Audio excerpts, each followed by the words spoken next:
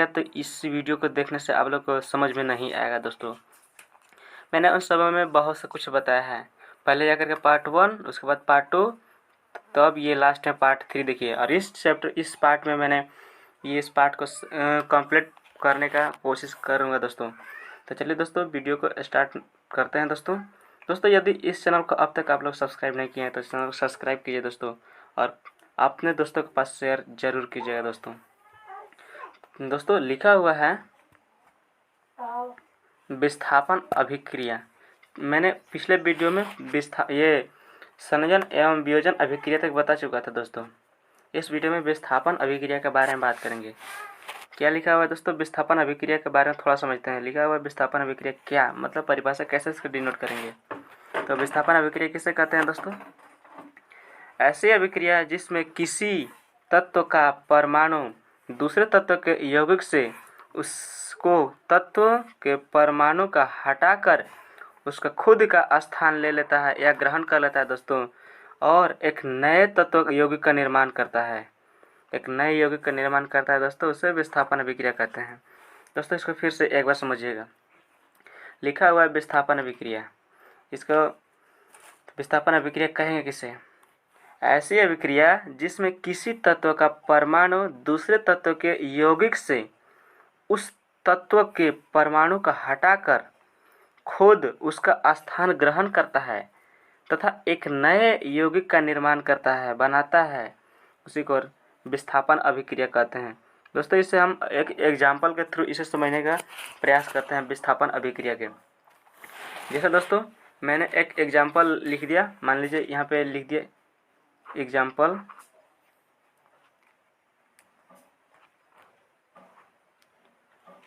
Fe plus CuSO4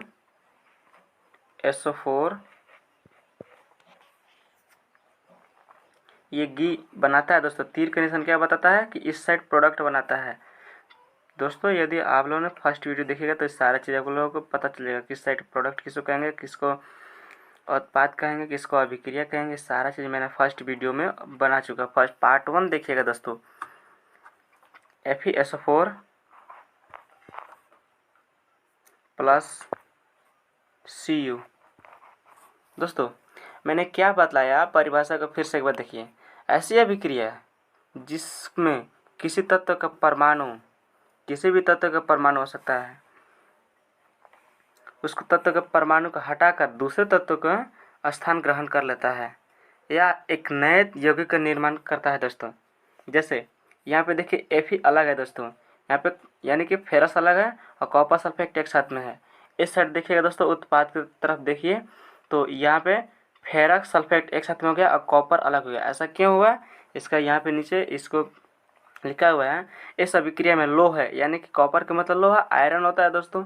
लोहे ने दूसरे तत्व कॉपर को कॉपर सल्फेट के विलयन से विस्थापित कर दिया या हटा दिया। दोस्तों यहाँ देखिए, जो लोहा था, लोहा एक कॉपर को हटा करके और सल्फेट को खुद के साथ जुड़ा लिया दोस्तों। तो यही था दोस्तों कि इसको मैंने बताया आप लोगों को परमाणु को हटा करके। देखिए यहाँ पे दोस्तों ये SO4 है, इस साइड कॉपर के साथ में लगा हुआ है, और जैसे प्रोडक्ट की तरफ आया यानी कि उत्पाद की तरफ आया तो आयरन के साथ SO4 लग गया दोस्तों। यानी कि ये आयरन जो है SO4 आयरन सल्फेट बन गया और कॉपर अलग हो गया। यही था विस्थापन अभिक्रिया। आई होप ये समझ में आ चुका हो दोस्तों। नेक्स्ट देखते हैं दोस्तों क्या लिखा हुआ है। द्वितीय विस्थापन अभिक्रिया। द्वितीय विस्थापन अभिक्रिया कहेंगे किसे दोस्तों, इसको समझते हैं। द्वितीय विस्थापन अभिक्रिया वैसी अभिक्रिया जिसमें अधिकार को बीच आयनों का, एक मिनट दोस्तों, वैसी अभिक्रिया जिसमें इस जगह पे अभिकारक होना चाहिए था दोस्तों, ये गलती से लिख दिया गया है। इसको क्या पढ़िएगा, अभिकारक। वैसी अभिक्रिया जिसमें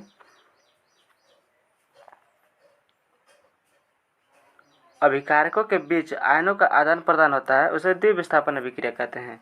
इसको फिर से समझिएगा दोस्तों, इस जगह पे गलती से अधिकार लिख दिया, इस जगह पे अभिकारक होना चाहिए, अभिकारक इस जगह पे दोस्तों। वैसी अभिक्रिया जिसमें अभिकारक बीच आयनों का आदान प्रदान होता है उसे द्विविस्थापन अभिक्रिया कहते हैं। दोस्तों इसे एक एग्जाम्पल के थ्रू समझने का प्रयास करते हैं। मान लीजिए लिख दिया गया है एग्जाम्पल, Na2SO4 यानी कि सोडियम सल्फेट प्लस में BaCl2 ये लिखा हुआ है दोस्तों। एक मिनट दोस्तों इसको रफ ही कर देते हैं।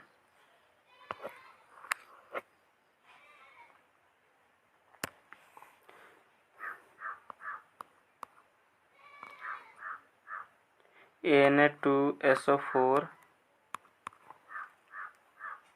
प्लस BaCl2 बनाता है दोस्तों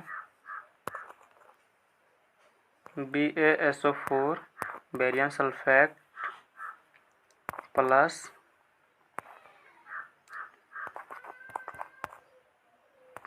NaCl यानी कि सोडियम क्लोराइड।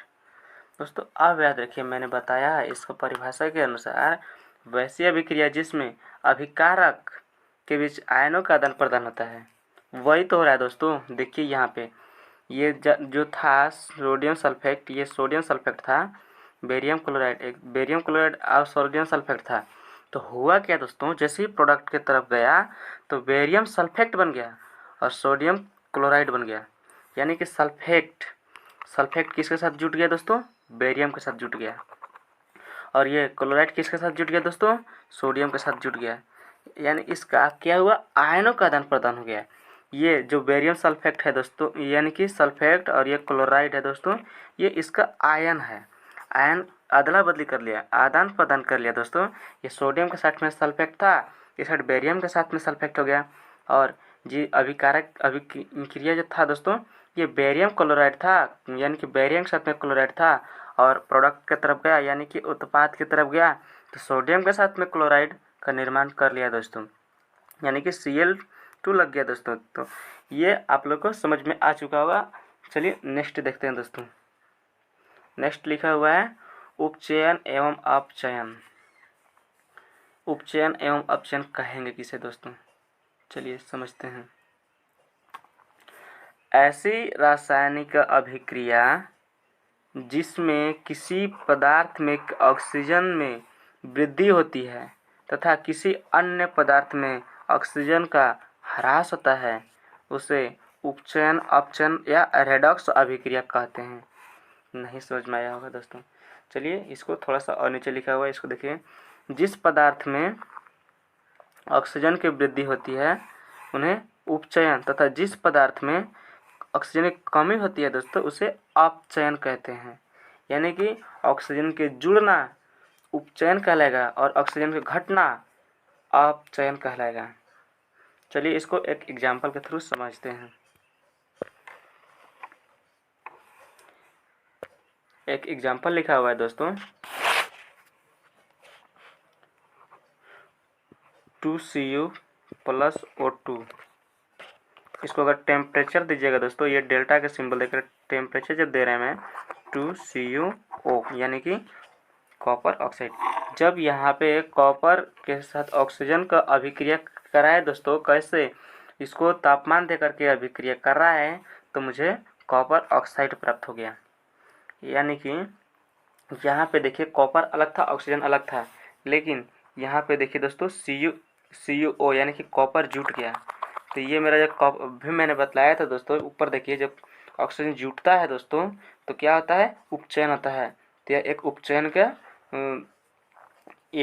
उपचयन का एग्जाम्पल है दोस्तों। चलिए नेक्स्ट एग्जाम्पल समझने का प्रयास करते हैं।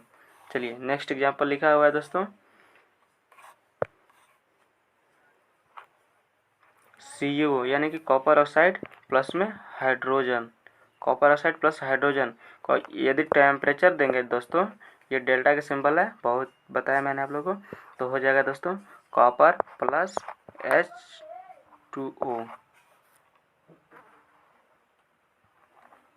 H2O यानी कि कॉपर ऑक्सीजन कॉपर ऑक्साइड के साथ में अगर हाइड्रोजन का अभिक्रिया कर रहा है दोस्तों, तो कॉपर अलग हो गया और यह हाइड्रोजन अलग हो गया।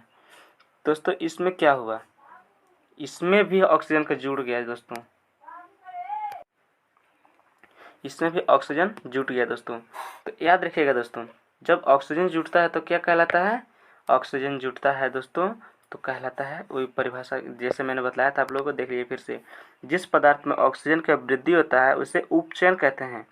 तो उपचयन तो हो रहा है दोस्तों, इसमें देखिए यहाँ पे ऑक्सीजन जुट गया, यानी कि ऑक्सीजन जुटना उपचयन कहला जाएगा, और ऑक्सीजन को हटना कहला जाएगा दोस्तों आप लोगों का अपचयन। तो चलिए अपचयन के एग्जाम्पल समझने का प्रयास करते हैं दोस्तों।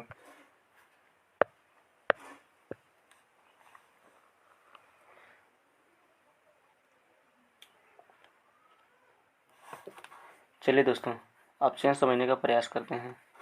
एक ऐसा लेते हैं एग्जाम्पल दोस्तों जिसमें कि उपचयन और अपचयन दोनों हो, तो वैसा एग्जाम्पल लेकर के ट्राई करते हैं दोस्तों। मान लीजिए यहाँ पे लिख दिया गया है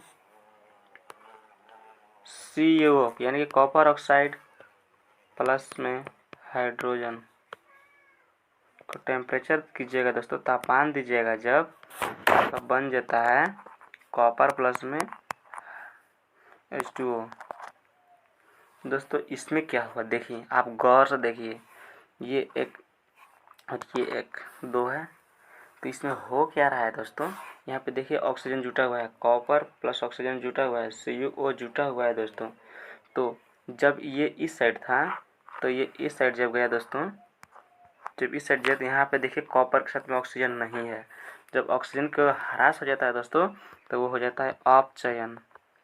अपचयन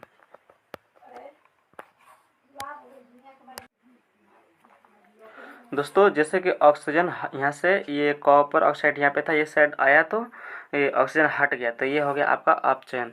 लेकिन दोस्तों याद रखिए, जब इस साइड देखिए, जब ये अभिकारक की तरफ देखिएगा तो यहाँ पे सिर्फ और सिर्फ हाइड्रोजन है, और इस साइड गया तो हाइड्रोजन के साथ में ऑक्सीजन जुट गया दोस्तों। तो ऑक्सीजन जब जुट जाता है दोस्तों तो इसे क्या कहते हैं, आप लोग को मैंने बतलाया था दोस्तों कि इसको कहा जाता है उपचयन, यानी कि लिख देते हैं उपचयन। आशा करता हूँ दोस्तों ये भी आप लोगों को समझ में आ चुका होगा। चलिए दोस्तों अब नेक्स्ट देखते हैं। नेक्स्ट लिखा हुआ है दोस्तों संक्षारण। संक्षारण किसे कहेंगे दोस्तों, यहाँ तक जो था, ये जितना मैंने आप लोगों को समझाया, उपचयन अपचयन यहाँ तक जो भी था, ये सब था आपका ये रासायनिक अभिक्रिया के प्रकार में था दोस्तों। और जो नेक्स्ट टॉपिक स्टार्ट हो रहा है ये है आपका संक्षारण अलग है, और एक विकृत गंधिता है। ये दो पढ़ लेंगे, बाकी पूरा चैप्टर खत्म हो जाएगा दोस्तों। चलिए दोस्तों अब समझते हैं संक्षारण क्या है। तो संक्षारण समझते हैं दोस्तों। संक्षारण कहें किसे, जब कोई धातु पता है दोस्तों, जब कोई धातु अपने आसपास, कोई भी आसपास अम्ल, आर्द्रता, आर्द्रता का मतलब होता है दोस्तों ठंडा, जहाँ पे शीतलता के महसूस हो, और नमी, हवा में ठंड, ये वायु में पानी की थोड़ी सी मात्रा हो, आदि संपर्क में आता है दोस्तों, तो उसे वे संक्षारण होता है। और इसी प्रक्रिया को संक्षारण कहते हैं दोस्तों। फिर से एक बार समझिएगा, जब कोई भी धातु, किसी भी प्रकार के धातु अपने आसपास के अम्ल, आर्द्रता आदि के संपर्क में आती है तब वे संक्षारण होती है, और इस प्रक्रिया को संक्षारण अभिक्रिया कहते हैं दोस्तों। यह संक्षारण कहते हैं। संक्षारण के कारण समझिएगा दोस्तों क्या आता है। संक्षारण के कारण कार के ढांचे, पुल के लोहे की रेलिंग, जहाज की धातु विशेषकर लोहे से बनी हुई वस्तुएं बहुत क्षति होती है। अच्छा दोस्तों, जो संक्षारण होता है तो क्या क्या होता है, जो कार का ढांचा होगा वो भी खराब हो जाएगा, कार का स्ट्रक्चर जो बनाया हुआ रहेगा वो भी खराब हो जाएगा। जो पुल, यानी कि किसी भी पुल में देखे होंगे आप दोस्तों, रेलिंग बहुत मोटा मोटा लगाया जाता है, वो भी ख़त्म होने का पोजीशन पे, यानी कि कभी कभी देखें दोस्तों तो पुल गिर जाता है। उसका रीज़न यही है कि वो जब जो भी था लोहे का ढांचा बना, लोहे का जो भी छड़ वगैरह बनाया हुआ था वो कमज़ोर था, और इसकी वजह से वो बहुत जल्दी संक्षारण हो चुका और वो गिर गया। यही कारण होता है दोस्तों पुल वगैरह का टूट जाना, गिर जाना। और जहाज के धातु के जो भी जहाज का बनता है दोस्तों धातु जिस चीज़ से बनता है वो भी संक्षारण होता है। विशेषकर ये सब को मिला जुला कर कहा गया है दोस्तों कि लोहा से बनी हुई वस्तु बहुत अधिक क्षतिग्रस्त होते हैं। दोस्तों इसे लोहा को बचाने के लिए क्या क्या करना चाहिए? तो सबसे पहला है दोस्तों संक्षारण से बचाव के लिए पेंट करके, जैसे हम लोग के घर यानी कि जो होता है घर के अंदर खिड़की दरवाज़ा लगा होता है दोस्तों, लोहे की खिड़की या दरवाज़ा लगा होता है, वो भी संक्षारण होता है और उसको में भी पेंट करके उसको सुरक्षित रखा जाता है। या फिर एक और है दोस्तों ग्रीस लगा करके आप उसे सुरक्षित रख सकते हैं। चलिए दोस्तों यहाँ तक समझ में आ चुका होगा। नेक्स्ट देखते हैं। नेक्स्ट लिखा हुआ है दोस्तों विकृत गंधिता। विकृत गंधिता का मतलब समझिएगा दोस्तों, तो किसी भी चीज़ को आपने मतलब ये किताब में लिखा नहीं है दोस्तों। विकृत गंधिता का मतलब समझिएगा, इसका मतलब है सीधा सा मतलब है कि सड़ जाना। तो चलिए दोस्तों अब विकृत गंधिता के मतलब समझ लेते हैं क्या है। उपचयन उपचयन होने पर क्या बताया दोस्तों? उपचयन होने पर तेल एवं वसा विकृत गंधिता हो जाता है। उपचयन अभी तुरंत बताया था दोस्तों, जिसमें ऑक्सीजन की वृद्धि हो जाती है। जब ऑक्सीजन बढ़ जाएगा दोस्तों तो किसी भी प्रकार के तेल या वसा का जो बना रहता है वो किसी भी चीज़ तेल का छना हुआ है या फ्राई किया हुआ है या वसा का विकृत होता है, उसे स्वाद जो होता है दोस्तों टेस्ट, उस टेस्ट में गंध आ जाता है। यानी कि गंध कब आएगा दोस्तों? जब वो सड़ेगा या फिर उसको मतलब यही मतलब समझिएगा दोस्तों विकृत गंधिता का मतलब सड़ जाना। उसके स्वाद में गंध बदल जाता है। जैसे पहले अच्छा था फिर खराब हो गया तो उसका गंध तो बदल गया दोस्तों। तो खराब कब होगा? जब वो सड़ेगा तभी तो होगा दोस्तों। इसी प्रकार विकृत गंधिता कहते हैं, इसी को विकृत गंधिता कहते हैं। सीधा सा मतलब समझिए तो ऑक्सीजन किसी भी वसा से तेल में बना हुआ चीज़ में ऑक्सीजन को उसमें ज़्यादा हो जाता है दोस्तों और उसका स्वाद चेंज हो जाता है, स्वाद बदल जाता है। इसी को विकृत गंधिता कहते हैं। दोस्तों इस विकृत गंधिता को कैसे रोक सकते हैं? तो वायु रोधी बर्तन में रखकर सामग्री को इसे उपचयन की गति को धीमी किया जाता है। उपचयन का मतलब बताया था दोस्तों ऑक्सीजन, जिसमें ऑक्सीजन बहुत जल्दी ऑक्सीजन से अभिक्रिया करेगा तो वो खराब हो जाता है। इसे वायुरोधी बर्तन में रखें जिसमें कि वायु न जा सके, तो उसे बहुत लंबे समय तक वो किसी भी चीज़ को रखा जा सकता है। जैसे कि फ्रिज में रखते हैं दोस्तों तो बहुत लंबे समय तक रह जाता है। क्या आप जानते हैं दोस्तों कि चिप्स के थैले में ऑक्सीजन की जगह पे कौन सा गैस यूज करते हैं? ऑक्सीजन को हटा करके दोस्तों नाइट्रोजन गैस का यूज किया जाता है। जैसे कम सक्रिय नाइट्रोजन गैस ऑक्सीजन की अपेक्षा कम सक्रिय है, वो धीमी गति से अभिक्रिया करता है दोस्तों, इसलिए उसको नाइट्रोजन को भरा जाता है। चिप्स या कुरकुरे या कुछ भी जो भी आता है उस सब में ऑक्सीजन नहीं होता है दोस्तों, उस सब में नाइट्रोजन भरा रहता है। नाइट्रोजन युक्त गैस युक्त कर देते हैं ताकि चिप्स का उपचयन ना हो सके। उपचयन का मतलब बताया था दोस्तों ऑक्सीजन ना जुट सके, यानी कि उसमें ऑक्सीजन ना जुट सके और लंबे समय तक वो अच्छा रहे, इसलिए ऑक्सीजन के बजाय नाइट्रोजन गैस को बनाया जाता है, उसमें नाइट्रोजन गैस लगाया जाता है।